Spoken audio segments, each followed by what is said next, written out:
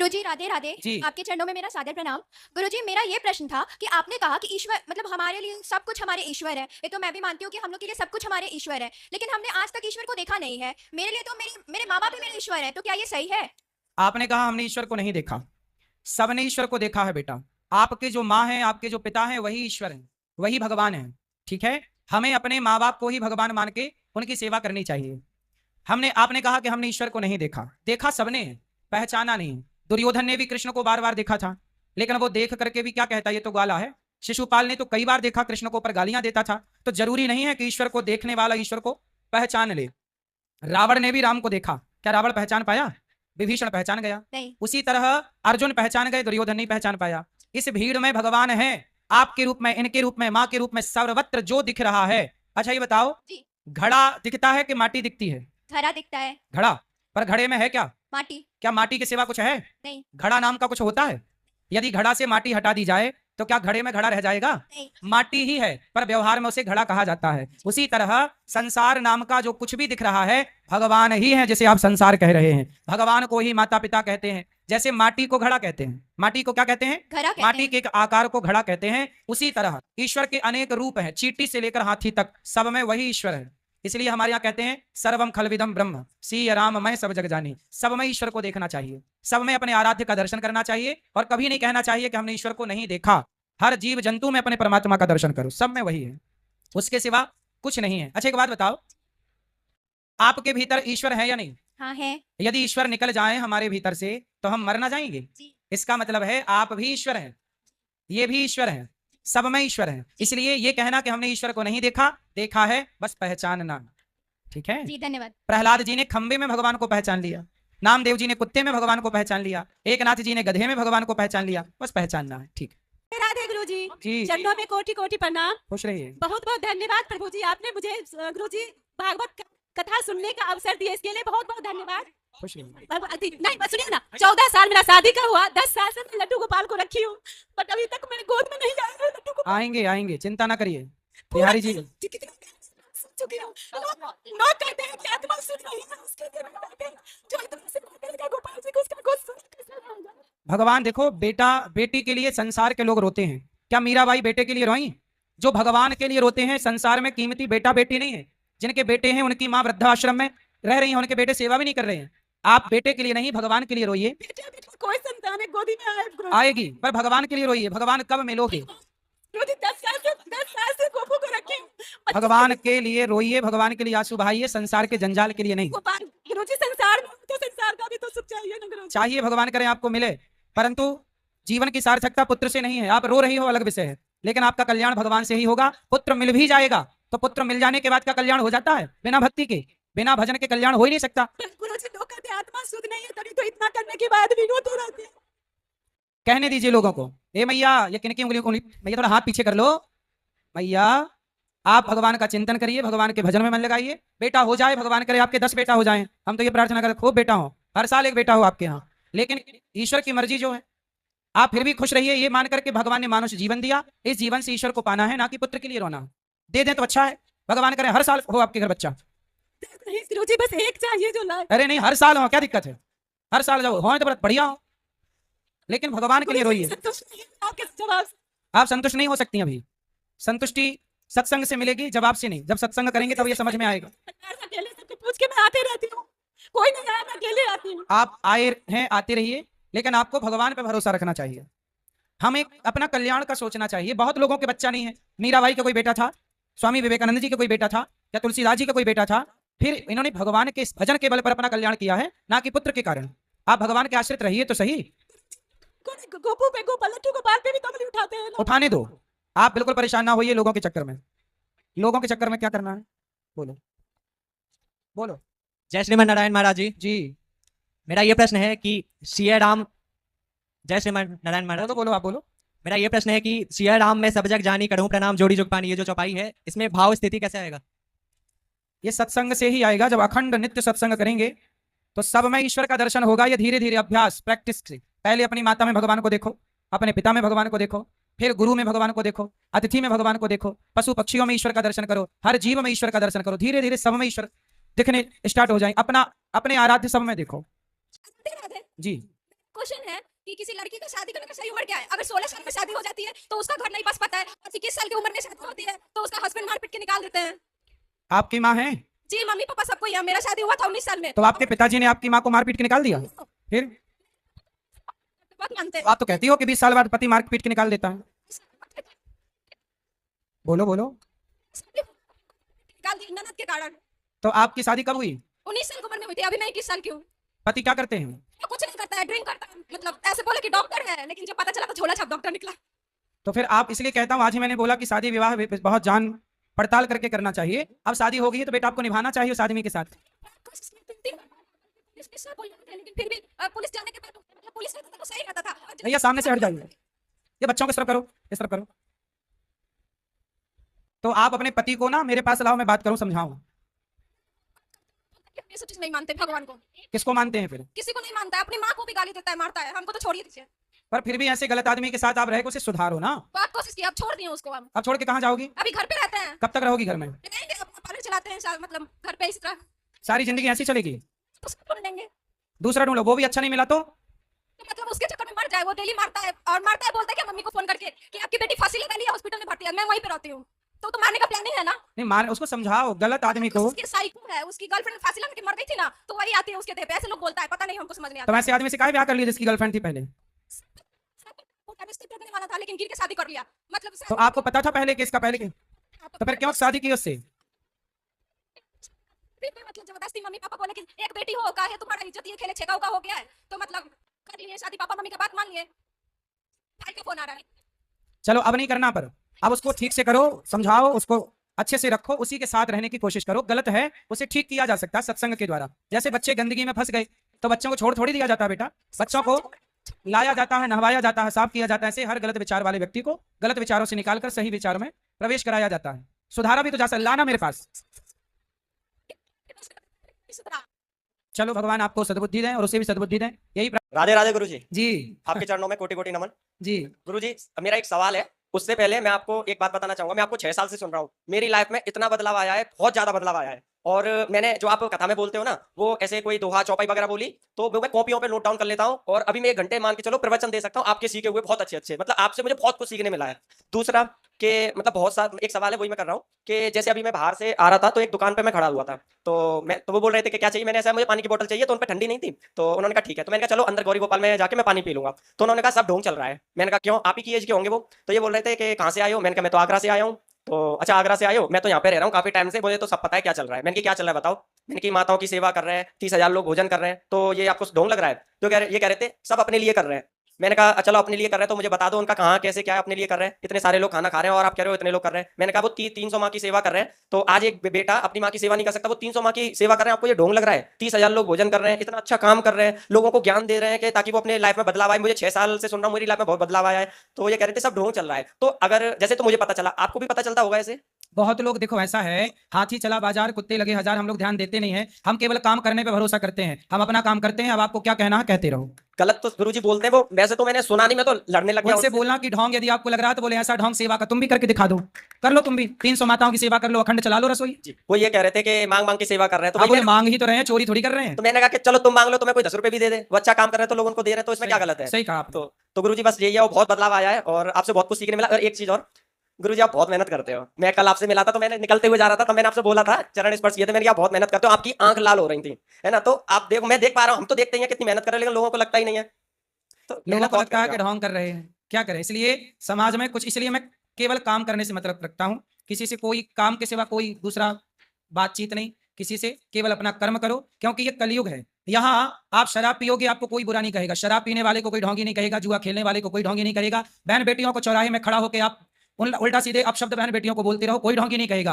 पर अनिरुद्धाचार समाज की सेवा करने लग जाएगा तो समाज ढोंगी कहेगा कुछ लोग। बिल्कुल। तो ये कलयुग है, यहाँ उल्टा होता है सब। फिर भी इस कलिकाल में हमें तो कार्य करना ही है, भगवान ने भेजा है जिंदगी देकर, तो हम तो अपना काम कर रहे हैं। बेचारे वो ईर्ष्या करते हैं, जल्द खुद तो कुछ कर नहीं पाए, तो बेचारे बोल के ही अपने कलेजे को ठंडक दिला देते हैं कि चलो ठंडक तुम लगे थोड़ा बोल के, तो बोल बोल के कलेजे को ठंडक पहुंचाते रहते हैं। गुरुजी और एक चीज और, आप बहुत सरल भी हो, मैंने देखा है, काफी टाइम से देखा। और सर गुरुजी एक चीज और, आपको जैसे इतने सारे लोग भोजन कर रहे हैं, सेवा आप कर रहे हो, तो आपके माइंड में कभी ऐसा नहीं चला कि, मुझे तो लगता है कि नहीं, मुझे नहीं लगता, मैं आपसे पूछ रहा हूँ, कभी ऐसा नहीं लगा कि कभी जब सेवा बंद हो गई तो ना ना, ऐसा? मुझे पूरा भरोसा है भगवान पर कि जब उन्होंने शुरू की है तो वही चला रहे हैं, हम तो निमित्त, हम तो भगवान के नौकर बन के काम कर रहे हैं, सिंपल।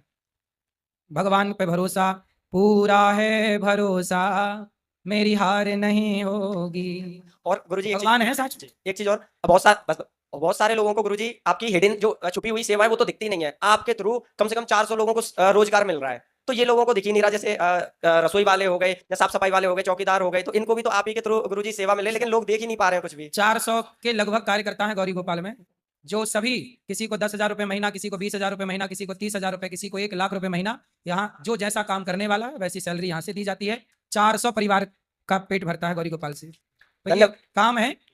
इसलिए अब लोग जलते हैं बेचारे, क्या करें, इसलिए हम मना नहीं करते बेटा, चलो कम से कम तुमसे जलने का अधिकार तो ना छीने, जलते रहो। धन्यवाद गुरुजी। राधे राधे। हाँ जी, आपके चरणों में दास का कोटि कोटि वंदन, खुश प्रणाम। रहिए, खुश रहिए प्रभु जी, मेरी 2 जिज्ञासाएं हैं जिसे आप शांत करने की कृपा करें। जी। पहला मेरा सवाल है कि जब भगवान ही सब कुछ करने कराने वाले हैं तो फिर इंसान दोषी क्यों है? तो आप क्या चाहते हैं कि भगवान ही दोषी रहें? नहीं, जैसे कि कहा जाता है कि कुछ मतलब चोर चोरी करे और दोष भगवान को दे, नहीं, जैसे क्या चाहते हैं आप? मैं ये चाहता हूँ उनकी मर्जी के बिना पत्ता नहीं हिलता। ठीक तो है। हम कोई भी कर्म करते हैं तो जब बुरा करते हैं तो हमारे मत्थे मर दिया जाता है कि हमने अपनी बुद्धि से करा, और जब अच्छा करते हैं तो ये कहते हैं कि भगवान की कृपा से। ना ना, अच्छा भी आपका है, नहीं, तो यही तो जिज्ञासा। अच्छा भी आपका है और बुरा भी आपका है। अब ईश्वर क्या करते हैं ये बताओ, कि जो जज होता है जी यदि वह किसी को फांसी की सजा देता है तो क्या जज की उस व्यक्ति से पर्सनल दुश्मनी है? नहीं, तो जज ने उसे फांसी काहे दे दी? उसके कर्मों के आधार पे। हाँ, जैसे उसके कर्मों के आधार पर जज ने फांसी दी, उसी प्रकार ईश्वर तो केवल जज बन के आपके कर्मों का हिसाब किताब करते हैं। प्रभु आपकी बात बिल्कुल ठीक है। ईश्वर का वही काम है जो एक जज का काम है। सांसारिक जज शायद पैसों में बिक भी जाए, पर परमात्मा एक निष्पक्ष जज है जो कभी किसी के बिकाऊ नहीं है, कोई खरीद नहीं सकता, किसी को कौड़ी कम नहीं देता, किसी को दमड़ी ज्यादा, समझदार तो चुप रह जाता, मूर्ख शोर मचाता, मेरे मालिक की दुकान में सब लोगों का खाता। तो प्रभु जी, प्रेरणा तो भगवान ही देते हैं हमें कुछ भी करने की, तो हम कैसे कर सकते हैं? क्या आपको हम कहें कि आग में कूद जाओ, कूद जाओगे? नहीं कूदेंगे? क्यों? जब इंसान कुछ बुरा करने होता है पहले जो हम पूछ रहे हैं उत्तर दो। नहीं हम कूदेंगे। आपसे कहें आग में कूद जाओ, कूदोगे? नहीं कूदेंगे। क्यों नहीं कूदोगे? क्योंकि आप जानते हैं कि आग में जलेंगे। तो आप ये भी तो सोचो कि हमारे द्वारा भगवान ही तो कह रहे हैं कि आग में कूद जाओ, तो काहे नहीं कूद रहे हो? ठीक है। मतलब आग में आप इसलिए नहीं कूद रहे हो क्योंकि आपको समझ है कि आपके लिए क्या सही है और क्या गलत है। उसी तरह भगवान ने आपको पागल बनाया होता तो अलग विषय था, पर आपको समझने की बुद्धि दी है ना। आपको पता है कि चोरी करना गलत है, बलात्कार करना गलत है, मार काट करना गलत है। जब आपको पता है कि ये गलत है तो फिर आपने क्यों किए, और किए तो फिर भोगेगा कौन? हम ही भोगेंगे। ईश्वर ने तो कहा नहीं कि तुम किसी के साथ बलात्कार करो, ईश्वर ने तो कहा नहीं कि तुम किसी के घर में चोरी करो। भाई आपको पता था ना कि सही क्या है गलत क्या है। आपको पता है कि ये आग है, इसमें कूदेंगे तो जल जाएंगे, ये कुआं है, इसमें कूदेंगे तो मर जाएंगे। आपको जब पता है सही गलत का, तो फिर दोष आपका हुआ ना, ईश्वर का कैसे हुआ? लेकिन प्रभु जी, फिर भी परिस्थितियां ऐसी बन जाती हैं। आज भी केस देखने को आते हैं कि महिलाएं जल रही हैं जिंदा, या कोई आत्महत्या कर रहा है डिप्रेशन में जाके, या कोई परीक्षा में फेल हो गया। हाँ। तो परिस्थितियां वैसी बन जाती हैं कि इंसान तो करने से मजबूर हो जाता है। परिस्थितियां ऐसी बनाते हो, परिस्थितियां बनाने वाला कौन है? आप लोग ही तो बनाते हैं। आप लोगों को कंपटीशन क्यों करना है? जो इसलिए तो ईश्वर ने कहा है, ईश्वर का विधान कि गौधन गजधन बाजधन और रतन धन खान, जब आवे संतोष धन सब धन धूरी समान। जितना पढ़ लिया, जितना कमा लिया, जितना पा लिया, उतने में संतोष रखे व्यक्ति तो कभी डिप्रेशन की बीमारी ही ना हो। असंतुष्ट है इसलिए तनाव है, चिंताएं हैं, डिप्रेशन है। यदि व्यक्ति संतुष्ट है तो बताओ सुखी है कि नहीं? अब देखो ये साधु बैठे हमारे ध्रुवदास जी महाराज, ये पेड़ के नीचे भी सो जाते हैं, ये महलों में भी रह लेते हैं और घास की झोपड़ी में, इन्हें कुछ चाहिए ही नहीं, इसलिए ये सुखी हैं। और आपको सब कुछ चाहिए पर है कुछ नहीं तो आप दुखी हैं। आपके पास भी कुछ नहीं है, साधु के पास भी कुछ नहीं है। फर्क इतना है कि आपके पास कुछ नहीं है पर पाने की इच्छाएं हैं, पर साधु के पास कुछ नहीं है पर कुछ पाने की उसके अंदर इच्छा ही नहीं है, इसलिए वो सुखी हैं, आप दुखी हैं। तो प्रभु जी, फिर इस चौपाई का क्या मतलब हुआ है? मैंने एक चौपाई पढ़ी थी कि जाको प्रभु दारुण दुख दें, बाकी मति पहले हर लें। ठीक है। भगवान को जैसे दुख देना होता है उसकी बुद्धि पहले भ्रष्ट कर देते हैं। ठीक तो है। फिर इंसान के हाथ में खा रहा है कुछ। विनाश काले विपरीत बुद्धि, जब नाश मनुज पर छाता है पहले विवेक मर जाता है। सुनो, जब व्यक्ति भगवान के बताए रास्ते से भटक जाता है, जैसे दुर्योधन ने साड़ी खींची द्रौपदी की, खिंचवाई दुशासन से, चलो दुर्योधन ने गलती की, दुशासन ने भी गलती की, पर भगवान ने एक मौका दिया। भगवान शांति दूत बनकर गए थे कि पांडव को 5 गांव दे दो, यदि मान लोगे तो आपका विनाश नहीं होगा। पर दुर्योधन ने गलती की, पांडवों का धन भी हड़प लिया, द्रौपदी के कपड़े भी उतार दिए और शांति दूत बनकर गए तो भगवान के प्रस्ताव को ठुकरा दिया। तब भगवान को लगा कि अब इसे दंड देना पड़ेगा। जो व्यक्ति भगवान का कहा भी ना सुने, जो माँ बाप का कहा ना सुने, जो बड़ों का कहा ना सुने, तब भगवान उसकी मति इसलिए घुमाते हैं कि अब इसके विनाश का टाइम है, क्योंकि इसे दंड देना है, क्योंकि इसके पाप बढ़ गए, इसलिए भगवान वहां करते हैं। परंतु आपको मौका देते हैं, ऐसा नहीं कि दुर्योधन को मौका नहीं दिया, जी। रावण को भी मौका दिया, हनुमान जी समझाने गए, अंगद जी समझाने गए कि भाई शरण में चल, बच जाएगा। पर जब सारे मौकों को आप ठुकराओगे तब तो फिर समय विपरीत आके खड़ा होगा। इसलिए नाश हुआ, पर नाश करने के पहले परमात्मा कई मौके देते हैं, अवसर देते। इसलिए उसको आप समझना है। आपको डायरेक्ट नाश नहीं होता कभी किसी का। ठीक है प्रभु, मेरा दूसरा प्रश्न ये है, आपने जो पूछा कि ईश्वर की मर्जी के बिना पत्ता नहीं हिलता, देखो कुछ जगह बात सही है, ईश्वर की मर्जी के बिना पत्ता नहीं हिलता, ये बात सबके लिए नहीं है। अब सुनो, भगवान कण कण में रहते हैं, तो कण कण में भगवान रहते हैं, रहते तो हैं, पर सबको दिखते थोड़ी है कण कण में, देखने वाला कोई करोड़ों में एक होगा। उसी तरह ईश्वर की मर्जी के बिना पत्ता नहीं हिलता, ये बात उनके लिए है जो ईश्वर पर भरोसा करते हैं। अब मैं ईश्वर पर भरोसा करता हूं, जब मैं ये मानूंगा कि परमात्मा की इच्छा के बिना पत्ता नहीं हिलता, तो जब मैं ये जानता हूं कि सब ईश्वर की मर्जी से है, तो मैं गलत करता ही नहीं। अब आप गलत करें और फिर कहें कि ईश्वर की मर्जी के बिना नहीं होता, तो सुनो, सारे ज्ञान सबके लिए नहीं है ना। इसलिए कहते हैं ना, सत्संग सुनने का, कथा सुनने का अधिकारी कौन? सब अधिकारी नहीं होते, समझो। अब बताओ, परमाणु बम पाकिस्तान के पास चला गया, क्या वो अधिकारी था? यदि शक्ति गलत व्यक्ति के हाथ में चली जाए तो उसका क्या करता है? दुरुपयोग करता है। इसलिए कहते हैं कि कुछ ज्ञान ऐसे हैं जिस ज्ञान को पाने के अधिकारी सब लोग नहीं है। तो जो ये वाला ज्ञान है कि ईश्वर की मर्जी के बिना पत्ता नहीं हिलता, इस ज्ञान के भी अधिकारी सब थे नहीं, पर यह ज्ञान सब तक पहुंच गया, तो इस ज्ञान के बल पर लोग मिसयूज कर रहे हैं पाप स्वयं, और दोषी बना रहे हैं ईश्वर को। ठीक है प्रभु, मेरा दूसरा प्रश्न ये है कि भगवत गीता में भगवान श्री कृष्ण अपनी विभूतियां बताते हैं कि पक्षियों में गरुड़ में हूँ, जलाशयों में समुद्र में हूँ, ऐसे ही बताते हैं कि इंद्रियों में मन में हूँ। और हम बात बात पे सुनते हैं आचार्यों से कि मन को वश में करो। हाँ। तो जब भगवान श्री कृष्ण इंद्रियों में मन खुद अपने आप को बता रहे हैं, तो हम मन को कैसे वश में कर सकते हैं फिर? और किसी ने करा हो तो उदाहरण देके बताइए। जिस गीता की आप बात कर रहे हैं, उसी गीता में भगवान से अर्जुन ने पूछा कि चंचलम ही मनः कृष्ण। अर्जुन ने कहा कि प्रभु मेरा मन बड़ा चंचल है, मैं क्या करूं? ये अर्जुन ने सवाल किया गीता में कृष्ण भगवान से। तब भगवान ने कहा कि अभ्यासेन तु कौन्तेय वैराग्येण च गृह्यते। हे अर्जुन, जैसे मंदारी बंदर को अभ्यास के बल पर, प्रैक्टिस करा करा के बंदर को वश में कर लेता है। मंदारी के इशारों पर बंदर नाचता है कि नहीं? यदि बंदर को वश में किया जा सकता है, तो अभ्यास के कारण मन को भी वश में किया जा सकता है। अब रही बात कि मन को वश में क्यों करना है, भाई मन को वश में नहीं करोगे तो पराई स्त्री में मन चला जाएगा, दूसरे के धन में मन चला जाएगा। इसलिए मन को कंट्रोल करना ही पड़ता है, क्योंकि पूरा खेल मन का है। मन के हारे हार है, मन के जीते जीत, मन ही मिलावत राम से, मन ही करत फजीत। तो मन का खेल है पूरा, इसलिए कंट्रोल। किसी ने करा है, एक आध नाम बता सकते हैं आप, किसी ने मन को वश में किया हो अपने? सुखदेव जी ने मन को वश में किया, बड़े बड़े साधु संतों ने। अब देखो, ये संत जन बैठे तो हैं, मन कंट्रोल में है। बहुत सारे साधु हैं जिनका मन नहीं भटक रहा है। अब बताओ, मन को वश में करना कठिन तो है, पर कर सकते हैं, कोई बहुत बड़ी बात नहीं है। आप अपनी पत्नी के संग रह करके अपनी पत्नी में खुश हैं, पराई स्त्री में आपका मन नहीं जाता। आप गांव घर में देखिए, बहुत सारे लोग हैं जो अपनी पत्नी अपने पति में ही खुश हैं, किसी और नारी को बिल्कुल नहीं देखते गलत नजर से, वो भी तो मन को वश में किए बैठे हैं। हम जितना कमाते हैं अपनी कमाई में खुश है, आपके करोड़ रुपया पे हम बिल्कुल नजर नहीं रखते, तो हमारा मन भी तो वश में है। भाई मन, आजकल चौराहे में बैठ के बहन बेटियों को ताकना, छेड़ना, गलत गलत बोलना, ये लोग चंचल वाले हैं, इनका मन भटक रहा है। पर बहुत लोग हैं, साधु भी क्यों, गृहस्थ लोग भी बहुत सारे हैं जिनका मन कंट्रोल है। और कंट्रोल का मतलब ये है कि औरों की अपेक्षा उनका अधिक कंट्रोल है। यदि और अभ्यास करें तो पूरा कंट्रोलिंग हो जाए।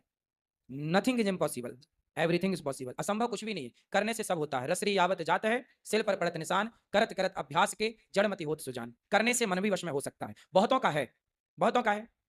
ठीक है प्रभु, राधे राधे। मैं ये पूछ रही थी कि मेरे जो ससुराल पक्ष है ना, उसमें आपने बोला कि हक के लिए लड़ो, हक के लिए लड़ो। हक के लिए बोलना ससुरा से क्या उचित है? अपने हक की बात तो करनी चाहिए। नहीं, वो बोलते हैं कि तू मेरा बेटा नहीं है। कौन बोलता है? मेरा ससुरा बोलता है। अच्छा, तू मेरा बेटा नहीं है? कहता है कि और तो किसी बोला बेटा नहीं हूँ, मैं तो बेटी हूँ, ऐसा नहीं, बोला मेरा करो। पति को बोलता है। अच्छा, पति को। हाँ, कहता मेरा 2 ही बेटा है, तेरे को हिस्सा नहीं दूंगा, तू मेरा बेटा नहीं है। तो मतलब तो ये पति कौन, मतलब तीसरे नंबर के भाई हैं? पिछला है, छोटा। छोटा। तो बाप बोलता है कि तू मेरा बेटा नहीं है? तू मेरा बेटा नहीं है। अरे बाप का दिमाग खराब हो गया है, और बेटे को नहीं पहचान रहा है। उस जमीन जायदाद के लिए वो अंधे हो गए। माइक पास में करो पाठक। मतलब उस जमीन जायदाद के लिए वो अंधे हो गए, हमारे को घर अपने पे बेटे को बेटा नहीं मान रहे, नहीं मानते। फिर भी भले ना माने, पर उनको अधिकार तो देना पड़ेगा। आप लड़ाई लड़ना नहीं है तो बिल्कुल आपके ये आश्रित छोरा हो गए। खड़ा हो जा भैया, बात करो। आपके आश्रित हो गया क्या कि गुरुजी क्या बोलते हैं कि कुछ की मेहनत से कमा के खाओ, हमारे घर बना रखा, बात करो, हमारे को रहना नहीं देते। चलो वो बात करो, हम बात करो, बताओ क्या हुआ? आपके चरणों में कोटि कोटि प्रणाम गुरुजी। जी, वो गुरुजी शुरू से ही ऐसे ही करते हैं वो तो पिताजी। पिताजी। तो आपको नहीं देना चाहते कुछ? हाँ, वो बोलते हैं कि मेरा बेटा है ही नहीं। तो अरे ऐसे कह देने से थोड़ी, पैदा काहे किए? जब पैदा किए तब तो बड़ा मजा आ रहा। ये अब दान संपत्ति देने के टाइम पे नखरे बता रहे हैं तुम्हारे पिताजी, रो रहे हैं, छाती पे चढ़ के लेना। पैदा किया है तो दो, पैदा करने में बड़ा मजा आ रहा तब, अब देने में रो रहे हैं।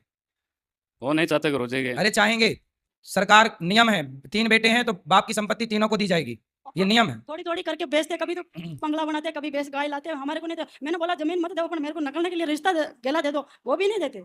हमारे खेत के अंदर बताओ कैसा बाप है, केवल बच्चे ही गलत करते हैं ऐसा नहीं, मैंने कलयुग है, यहाँ माँ बाप भी कई बार गलत करते मैंने हैं। बोला कि आपने पढ़ा लिखा कर युवक बना दिया तो अब हमारी बारी है सेवा करने की, क्या तेरे क्या सामर्थ्य है सेवा करने की, हम क्या बूढ़े हो गए क्या तू मेरी सेवा करेगी। तो बोले सदा जवान रहोगे, कभी तो बुढ़े होगे। कहती है तो धन की भक्त बन के हमारे को सिखा रही है कि मैं सेवा करूँ। ऐसे लोगों को ही नर्क में जाना पड़ता है तरीके से। जो बाप अपने बेटों के साथ भेदभाव करते हैं, महाभारत की कथा है, जो बाप अपने बच्चों के साथ भेदभाव करते हैं, ऐसे बाप को भी घोर नरक की यातना भोगनी पड़ती है। समझा देना अपने पिताजी को ये बात। गुरुजी आपके चरणों में कोटि कोटि प्रणाम जी। जी। हम गुरुजी के हरिद्वार से हैं। अच्छा। गुरुजी मेरे है ना 2 बेटे हैं। जो छोटे वाला बेटा है ना वो बस कान्हा जी का रूप है, पर वो जब से हुआ है ना मतलब उसको दुख ही दुख मिल रहा है। चलो क्या? दुख की बात तो ऐसे ही चलो चलता रहता है, जीवन दुख सुख जीवन के वो है पहलू है, एक तरफ दुख है एक तरफ सुख है। पर गुरुजी उसके बोलने में बहुत मतलब वो थोड़ा सा स्टैमरिंग बोलता है, मतलब हकला के। तो गुरुजी मैं क्या करूँ? तो बोलता तो है ना। बोलता तो है पर मुझे तो कोई प्रॉब्लम नहीं है, पर जब वो बोलता है ना तो जैसे कोई मतलब उसको मजाक बनाता है ना, तो मुझे बहुत दुखता है दिल में। कोई बात नहीं, बोल रहा है ना, बस जो गूंगे हैं उनसे अच्छा है ना बोल रहा है। वो आज हकला रहा धीरे धीरे, उसके अभी कितने साल का है? अभी तो वो 6 साल का है। कोई बात नहीं, वो हकलाना नहीं है, अभी उसके पास शब्द नहीं है। गुरुजी मैं आपका आशीर्वाद उसको दिलाना चाहूंगी। 1 मिनट अब बस आप उस पे अपनी कृपा दृष्टि डाल लीजिए। विराज, सॉरी सॉरी सॉरी बेटा, तो नमस्ते बोलो। बोलो राधे राधे। नमस्ते गुरुजी प्रणाम। राधे राधे। बोलो गुरुजी प्रणाम। गुरुजी प्रणाम। मेरा नाम शिवांश शर्मा है। मेरा नाम शिववंश शर्मा है। कहाँ से हो आप बेटा? हरिद्वार। उसको बात करने दो, आप मत बताओ। हरिद्वार से बोलो। हरिद्वार। ठीक है, वो बच्चा है, अभी धीरे धीरे बोलेगा। चलिए शब्द गुरु तो स्पष्ट है उसके, अच्छा तो है। नहीं गुरुजी वैसे तो बोल लेता, पर थोड़ा बीच बीच में कभी दिक्कत आती है। कोई बात, चलता है ऐसे, इसमें ध्यान मत दो। बस गुरुजी अपना आशीर्वाद दे दीजिए इसको। खुश रहिए, खुश रहिए। क्या खाना पसंद है? मुझे मटन अच्छा लगता है। मटर? जी। मटर किसका मटर करके खाते हो? क्या? किसका मटर करना अच्छा लगता है? Mutton mutton mutton? अरे जी। मटन भी तो मटर करके ही बनता है। बकरे का, मुर्गे का मटर किया, मुर्गे का मटर किया तब ना मटन बना। तो काहे मटर करते हो मटन के लिए? मुझे किसी छूट का नहीं- मर्डर कर देना सही है मटन के लिए? चाहता हूँ छोड़ने का, लेकिन छूट नहीं पाता है मुझसे। आपको आपकी की उंगली जरा दे दो, काट के हम उसे पका के खाएंगे। आप अपनी एक उंगली 10 उंगली है ना जी। क्या करोगे इतनी सारी उंगलियों का? नौकरी तो करना है, 9 उंगलियों से कर लेना। एक उंगली काट के दो हमें, हम पकवाएंगे उसे मस्त जीरा डाल के, फिर खिलाएंगे कुत्तों को। ये बताओ, आप अपनी उंगली दे दोगे हमें काट के? नहीं गुरुजी। दर्द होगा? जी। तो जब आप अपने स्वाद के लिए बकरे को काट डालते हो, मुर्गे को काट लेते हो, उसे दर्द नहीं होता होगा? होता होगा। मतलब तुम्हारा दर्द दर्द है और मुर्गे का दर्द दर्द नहीं है? है। आदमी हो कि जानवर हो? आदमी गुरुजी। तो काहे नहीं समझते दूसरों का दर्द? काहे हैवान बने घूम रहे हो अपने स्वाद के लिए? राधे राधे गुरुजी। जी। जैसे अगर किसी की डेथ हो जाती है कहीं भी तो लोग उनके ऊपर वीडियोस बनाने लगते हैं, तो क्या ये सही है? आजकल तो मुर्दे के साथ भी आदमी सेल्फी लेता है। हम क्या समझाएं बेटा, किसको समझाएं? आजकल जाएं तो लोग मोबाइल लिए खड़े हैं, बैठे हैं तो मोबाइल, खाएं तो मोबाइल, हर समय आदमी हर चीज मोबाइल पे कैप्चर करना चाह रहा है, हर चीज को, हर मोमेंट को। वो उनकी कंडीशन ही देखते हैं कि वो किस दुख में है, लेकिन वो उसकी वीडियो बनाना शुरू कर देते हैं। देख लो, ऐसी है दुनिया। गलत है ये, जी। गलत है, पर लोग नहीं मानते। आजकल लोग बस मोबाइल, बहुत परेशान है मोबाइल से हम लोग, पता है। हम लोग कहीं जाते हैं तो हंस नहीं सकते, बोल नहीं सकते, क्योंकि हर जगह 10-20 मोबाइल को रेडी रहते हैं। भैया बैठ जाओ। बड़ी परेशानी होती है आजकल, मैं ला रहा हूँ ना। और तो और मुर्दे को भी परेशानी हो रही है। गुरुजी राधे राधे। जी। गुरुजी मैं कलकत्ता से आई हूँ। बताओ गुरुजी जब से मैंने आपकी कथा सुना है ना, मतलब मेरा जीवन में बहुत परिवर्तन हो गया है। क्या परिवर्तन हुआ? पाठक पहले पहले मैं नॉनवेज वगैरह खाती थी, अब बिल्कुल छोड़ दिया है। लड्डू गोपाल को ले आई हूँ, लड्डू गोपाल की सेवा करती हूँ, आपकी कथा सुनती हूँ। सही है। कोई सवाल? सवाल कुछ नहीं, बस आपको देखना था, मेरी इच्छा पूरी हो गई। 1 मिनट में बेटे साथ। नहीं क्यों बर्बाद है? राधे राधे गुरुजी। जी। गुरुजी मेरा 2 प्रश्न था। पहला ये कि मुझे गुस्सा बहुत आता है, तो उस पर कंट्रोल कैसे किया जाए? ए बैठो, कहाँ क्या हुआ? ये क्या उनको परेशानी हो रही है? बैठने दो सबको आराम से, शांति से बैठो, सब लोग बैठो, वहीं बैठो। क्या हुआ? बैठो सब लोग शांति से। कोई परेशान कर रहा है क्या? कौन? ठीक, बोलो। गुरुजी मेरा प्रश्न यह है कि मुझे गुस्सा बहुत ज्यादा आता है, वो भी बस मेरी मम्मा पर बहुत ज्यादा, तो उसे कंट्रोल कैसे करें? आपको गुस्सा आता है? बहुत ज्यादा। फिर क्या करते हैं गुस्से में? गुस्से में जैसे कुछ भी कर लेता हूँ, कुछ भी कर लेते हैं, उस टाइम पे मेरा- शीर्षासन करने लग जाते हैं। शीर्षासन नहीं, मतलब जैसे उल्टा पुल्टा कुछ भी, कुछ सामान लेके उल्टा पुल्टा कुछ भी सामान वामान लेके तोड़ देना हाँ तो है। उल्टा ही तो बोल रहे हैं, शीर्षासन उल्टा। नहीं, मतलब शीर्षासन नहीं है। कुछ भी तोड़ फाड़ वैसा करने का गुस्सा बहुत ज्यादा। मम्मा को डांट दिया कभी वैसा। तो आप अपनी माँ को गाली देने लग जाते हो? गाली नहीं, डांट देता हूँ कभी डांट कभी। देते हैं। ए चुप रह, क्या नाम है भैया का? हाँ? आपकी माँ का नाम क्या? सुमन। सुमन जी। तो कैसे डांटते हैं? सुमन चुप रह। नहीं बोलता हूँ, मतलब तुम क्यों फालतू में मुझे बोल रही हो, हमेशा हर बात पे डांटते रहती हो। अपने गुस्से पे बेटा कंट्रोल कर सकते हो कि नहीं? कर तो सकता हूँ। करो, कब करोगे? गुस्सा आपका है, कंट्रोल कौन करेगा? मैं ही करूँगा फिर गुरुजी। कैसे करोगे? प्रैक्टिस, अभ्यास है तो कौन थे। मन को जैसे मंदारी बंदर को वश में कर लेता है, फिर मंदारी के हिसाब से बंदर नाचता है।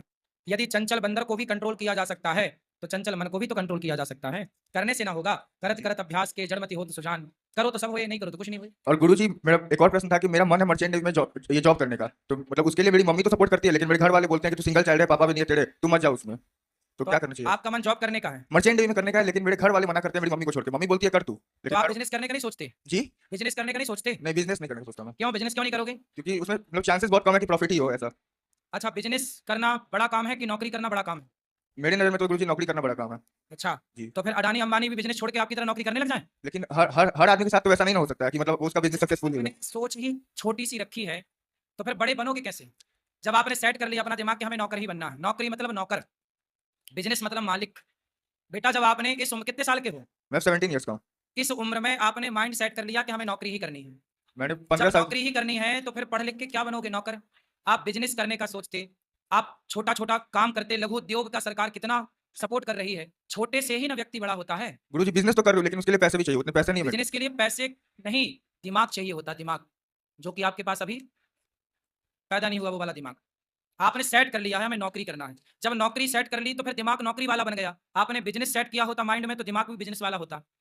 ऐसा है ना, शेर जो होता है यदि उसे कुत्तों की तरह पिंजरे में डाल दिया जाए, बांध दिया जाए गले में पट्टा डालकर, तो वो शेर भी कुत्ता हो जाता है कि नहीं पिंजरे का? हो जाता। बस नौकरी वही है। बंधन। गुरुजी नॉनवेज खाना चाहिए या नहीं खाना चाहिए? पहले नौकरी की बात करो। नौकरी छोटा काम है कि बिजनेस छोटा काम है? नौकरी छोटा काम है तो। तो बड़ा क्यों क्यों नहीं करते? बड़ा का नौकरी देने वाले बनो। 10 लोग आपके घर में नौकर हों, चलो आप बताओ मांस खाना सही है कि गलत? ये सवाल। जी क्या दूसरा सवाल है आपका? इन नॉनवेज मतलब मैं चाह रहा हूँ छोड़ने का, लेकिन छूट नहीं पाता मुझसे। क्या मांस? जी क्या खाना पसंद है? मुझे मटन अच्छा लगता है। मर्डर? जी मर्डर किसका मर्डर करके खाते हो? क्या? किसका मर्डर करना अच्छा लगता है? Mutton mutton mutton? अरे जी। मटन भी तो मर्डर करके ही बनता है। बकरे का, मुर्गे का मर्डर किया, मुर्गे का मर्डर किया तब ना मटन बना। तो काहे मर्डर करते हो मटन के लिए? गुरुजी किसी छूट का मर्डर कर देना सही है मटन के लिए? चाहता हूँ छोड़ने का, लेकिन छूट नहीं पाता है मुझसे। आपको आपकी उंगली जरा दे दो काट के, हम उसे पका के खाएंगे। आप अपनी एक उंगली 10 उंगली है ना, जी क्या करोगे इतनी सारी उंगलियों का? नौकरी तो करना है, 9 उंगलियों से कर लेना। एक उंगली काट के दो हमें, हम पकवाएंगे उसे मस्त जीरा डाल के, फिर खिलाएंगे कुत्तों को। ये बताओ आप अपनी उंगली दे दोगे हमें काट के? नहीं गुरुजी। दर्द होगा? जी तो जब आप अपने स्वाद के लिए बकरे को काट डालते हो, मुर्गे को काट लेते हो, उसे दर्द नहीं होता होगा? होता होगा। मतलब तुम्हारा दर्द दर्द है और मुर्गे का दर्द दर्द नहीं है? है। आदमी हो कि जानवर हो? आदमी हो गुरुजी। तो काहे नहीं समझते दूसरों का दर्द? काहे हैवान बने घूम रहे हो अपने स्वाद के लिए? देखो हम नहीं खाते मांस, फिर भी हमें चश्मा नहीं लगा। आप मांस खाते हो, डॉक्टर